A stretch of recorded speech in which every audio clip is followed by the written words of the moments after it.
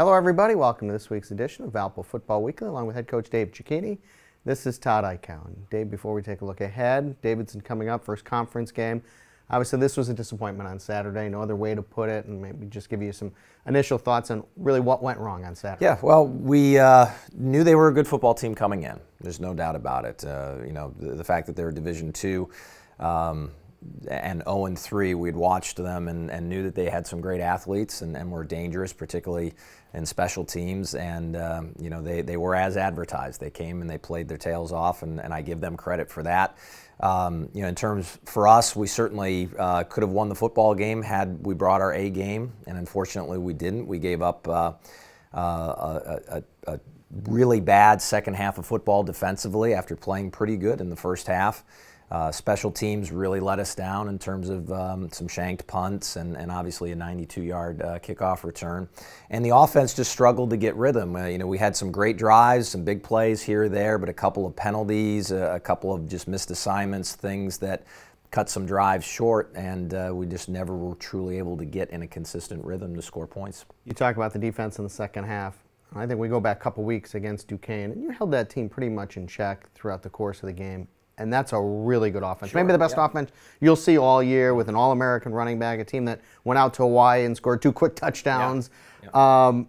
How does that change so much in 2 weeks? Yeah, well, a lot of it came down to we had stacked our guys in the box to stop the run. We knew that Truman was a little bit of a one-dimensional football team, so there wasn't much of a threat to throw the football. So we had everybody up there on the box, and unfortunately, it just came down to some missed assignments. When you put that many guys in that tight, you can do a great job. But if one guy is in the wrong gap or he's playing the running back when he should be playing the quarterback, you can give up some big plays. And Truman's quarterback had a huge second half pulling the football and getting downhill for some big runs in critical situations. And we've got to get that fixed because we're coming up against a triple option team where you have to know your assignments. The other thing is, offensively, there wasn't really much consistency. And you're playing 2 quarterbacks. I know you want to see you've said it's very important. We got to find out what Jimmy Seawald can do right now, where his shoulder is. Where is his shoulder, and where are we going forward? Yeah, certainly. Well, it's pretty obvious he was a little rusty going out there, which we knew he would be, and that was the purpose of playing. And he certainly did some good things. Obviously, he had a huge punt. That might have been his biggest play of the day. Was a quick kick that got the ball down inside the 1-yard line, which was incredible. But he's definitely our leader on offense, and we need him to be healthy. We need him to be our guy, but we don't want to rush him too soon. And so that was a great game to kind of feel it out, and we're going to follow him very closely this week in practice. He gets better with every passing week, and if we feel confident that he can execute a game plan to help us win the football game on Saturday, he'll be our starter. If not, Chris Duncan could potentially be back with his knee, and he did a good job, particularly in the Duquesne game in his only start. And then redshirt freshman Trey Belinsky played a pretty good football game as well. Had one bad read into coverage and threw an interception, but really stepped up for a couple of those scoring drives, and particularly was impressed with his final drive of the day, leading our team in a 2-minute drill down and scrambling and getting a great throw and a touchdown in the fourth quarter. You used the word rusty with Jimmy Seawald, and I'm sure Valpo fans are thinking, all right, we didn't see that zip. We didn't see him really attacking downfield. Is part of that because the strength isn't there? Is it part injury, or is it more rusty? Well, I think most of it was actually game plan. When you actually go back and you look at the plays that we had in, Jimmy played just under half the football game and really didn't get in a situation where we had called a deep shot. So there was a lot of ball control passing game that was in our game plan, and I think that's really what that came down to. What you saw was just him making the right reads and getting the ball out. A lot of wide receiver screens we had in the game plan, but he's a guy that obviously you look at what he does best is he gets the ball down the field. When we can stretch defenses, get some talented receivers and tight ends deep into coverage, and we didn't have that in the game plan for Truman, but that's one of the things that he certainly does well. Do you think that this game maybe humbled some guys on the team as well as you guys played against Duquesne, and then we saw that strong first quarter against Youngstown, maybe felt, hey, here's a Division II team that we're going to come in and we just got to show up and win. Do you feel there was some of that there? I hope we're humbled, because I do think that was one of the issues. I think our team definitely believes this is the most talented and most experienced group, but you don't win games on talent and experience alone. You have to go out, you have to execute. You know, I use the term, you have to earn it every single play.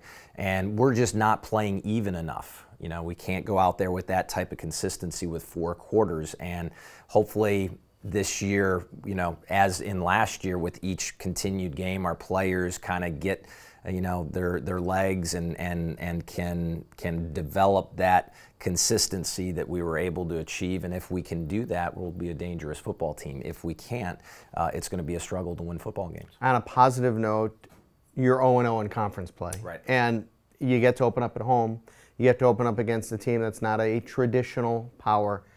Tell us about Davidson. We do know they scored 91 points 2 weeks ago, so there's the ability with their ability to stretch the offense by optioning the ball all over the field, right? Yeah, it's a talented offense, as you know, and that's obviously that created a lot of eye-opening moments when people looked and saw scoring 91 points in a game. It doesn't matter who you're going up against. To score 91 is an incredible feat. So this is a talented football team. It's a new coaching staff. They've instilled a new offense, new defense. They have talented football players. They've got a running back who's an all-conference caliber player. They're executing that triple option at a very high level right now, and that's certainly a cause for concern. As I mentioned earlier, it's assignment-based football, but it also is a ball control type of offense. You know, you look at they went up 14-0 this past week against Dayton and possessed the football for nearly all of the first quarter, and it wasn't until Dayton was able to get their defense off the field that they finally, their own offense started to click, and I think Dayton ran off maybe 42 straight points, but they were down 14-0, and they had only taken about 4 or 5 snaps, I think, in the entire first quarter. So there's a lot of concerns that we have going into this ball game. This is a very good football team that we're going to have to play at our best to get a win. Dave, you talked about you got to see where Jimmy Seawald is, how much he's progressing to figure out what you're doing at quarterback this week. So how do you game plan that, and how do you decipher who's taking the snaps, the reps in practice when you're going through the potential? Here's the plays we're going to run to start the game when you're not sure who's going to be a quarterback. That's the toughest challenge that we have, and it's something that unfortunately we've had to deal with the last couple of weeks. So in a way, we're a little bit used to it. We've had this bit of uncertainty for the past 2 weeks, and this week is going to be no different. So the nice thing about Jimmy is he knows the offense like the back of his hand, so he doesn't necessarily need as many practice reps as, say, Trey or even Chris Duncan. So you try to get the guys that need the reps the most, but it's definitely a challenge, without knowing exactly who that you have. When you're game planning on Monday and Tuesday and Wednesdays, it's tough kind of trying to, forecast who's going to be your guy. So it does slow down the game planning process a little bit. And every throw that our quarterbacks make, you're really under the microscope in practice. All right. The only other issue I wanted to bring up is you really have prided yourself on having this team being disciplined. You talk about missed assignments, but the thing that really stuck out from an undisciplined standpoint were some of the late hits, the hits after the whistle. That's something we just haven't seen in 5 years. Yeah, I think that is a definite. You talk about the level of frustration that we had as the game went on. I think a lot of that is players venting that frustration, and that's unacceptable, and that's something that we tried to address with the team early on this week, and hopefully we've gotten that out of our system. It was a couple of young guys, not our more veteran players, who were doing a better job of keeping their heads, and we definitely lost our cool, and it cost us big time in terms of once happening after a kickoff return, and then once happening when we had the ball down right on the edge of the red zone. And in both of those drives, we didn't, we were forced to punt. So it did hurt us, and that's something that our team has to realize is costing us ball games. We're not getting a lot of penalties. Again, we're one of the lesser penalized teams, but the penalties, when they're coming, are big ones, and they're hurting our chances. All right, Dave. It should be a great day, though. You had a great crowd this past Saturday. Certainly on homecoming, it's always a great crowd, and we wish you the best of luck. Thanks, Todd. For head coach Dave Cicchini, this is Todd Eichow. Thanks for joining us this week on Valpo Football Weekly.